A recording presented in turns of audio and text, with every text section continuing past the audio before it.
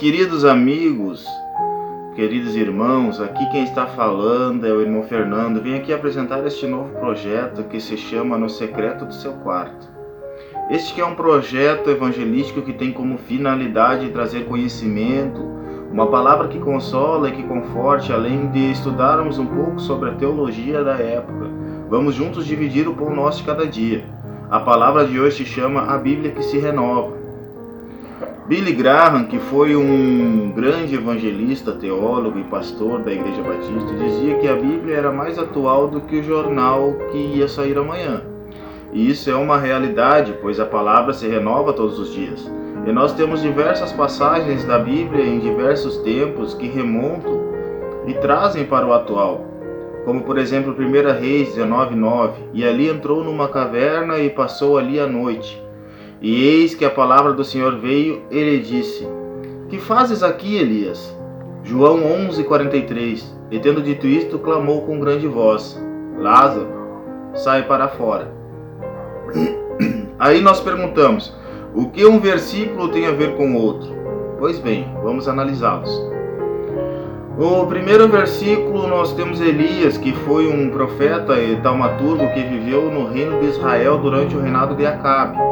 De acordo com o livro dos reis, Elias defendeu o culto de Javé contra a veneração dos deuses canaanitas. Baal. Deus, através dele, ressuscitou os mortos, fez chover fogo dos céus e foi arrebatado por um redemoinho. Nasceu 900 anos antes de Cristo. Lázaro de Betânia é um personagem bíblico descrito no Evangelho segundo João como um amigo de Jesus, que Jesus teria ressuscitado. Irmão de Marta e de Maria, seu nome provavelmente do grego corresponde ao hebraico Eleazar e significa literalmente Deus ajudou. Mas o que tem Elias em comum com Lázaro? Elias estava em uma caverna quando Deus veio lhe chamar, assim como Lázaro estava em uma caverna quando Jesus veio lhe chamar. A diferença é que Elias se colocou na caverna e Lázaro estava morto e foi colocado dentro de uma caverna. Pois os mortos naquela época eles eram colocados assim, e na entrada desta colocavam uma grande pedra para tapar, a fim de não permitir que o corpo seja roubado e que também o mau cheiro da carne que ficava ao tempo fosse exposto às demais pessoas que por ali passassem. Quando olhamos para a história de Elias, observamos que ele foi um grande profeta, muito usado por Deus. Porém, por alguns descuidos, passou por momentos difíceis de desânimo e falta de desejo de viver, o que fez com que ficasse totalmente apático diante do que Deus queria realizar através de sua vida. Elias havia obtido grandes vitórias, estava no auge de sua vida espiritual. Profetizou 3 anos de seca, como descreve em 1 Reis 17:1. Multiplicou a farinha e o azeite da viúva de Serepta, como diz em 1 Reis 17, do versículo 14 ao 16, e ressuscitou o filho dela, além de vencer 450 profetas de Baal, como diz em 1 Reis 18, 20. Então ele era um homem muito usado por Deus.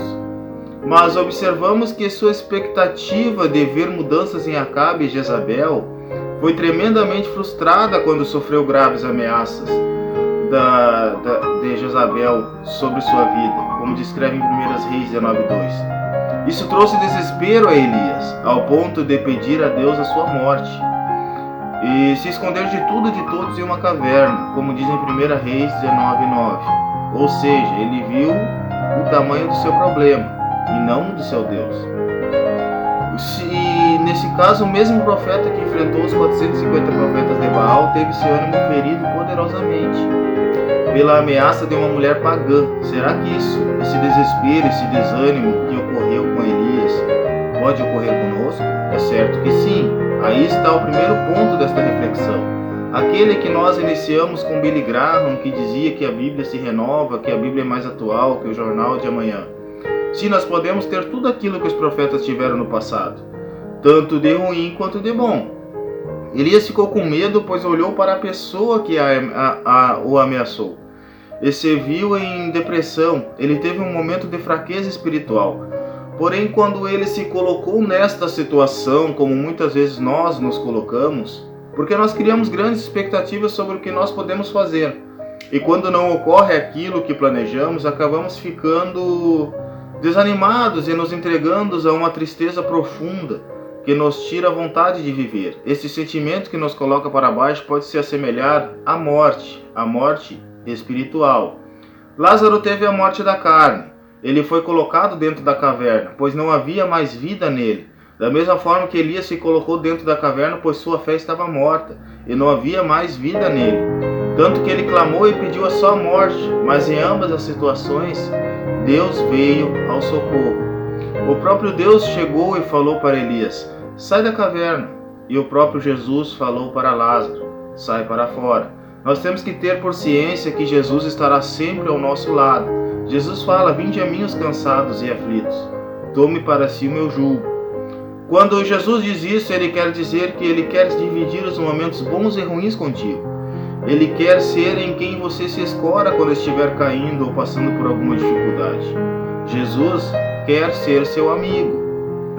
Mas você tem que dar liberdade a ele, pois para que isso aconteça temos que dar o primeiro passo, temos que pedir que Jesus tome conta de nossas vidas por inteiro, pois Deus nos deu o livre-arbítrio e ele não irá interferir em nossa vida se nós não permitir que ele seja o centro dela. Independente de qual situação que estivermos, seja que nós nos colocamos ou aquelas que nos colocam, Deus vai cuidar de tudo, Jesus vai estar do seu lado. Mas lembre-se, Jesus perdoa, mas não livra ninguém das consequências. É importante sabermos que as consequências de nossos atos e escolhas teremos de arcar até a última instância. Este é o deserto que falamos, mas iremos passar por ele juntos com Jesus, pois ele é a luz do mundo e o caminho e a salvação. A distância entre o problema e a solução é o mesmo de seus joelhos ao chão. Não olhe para o tamanho de seus problemas, mostre a eles o tamanho de seu Deus. Quando se sentir morto espiritualmente ou sem forças para seguir em frente na vida, clame a Deus. Só Ele pode nos salvar nos momentos de angústia, e Ele é Pai zeloso. Que Deus abençoe grandemente sua vida, que Ele abra os seus caminhos e que tire todas as barreiras que impedem o seu ministério de se desenvolver. E se você gostou deste vídeo, compartilhe com o máximo de pessoas que conseguir, pois é importante dividir o pão e plantar a semente, para que a palavra seja levada aos 4 cantos do mundo. Deus seja louvado, é tudo pela honra e pela glória de Cristo. E assim me despeço cordialmente.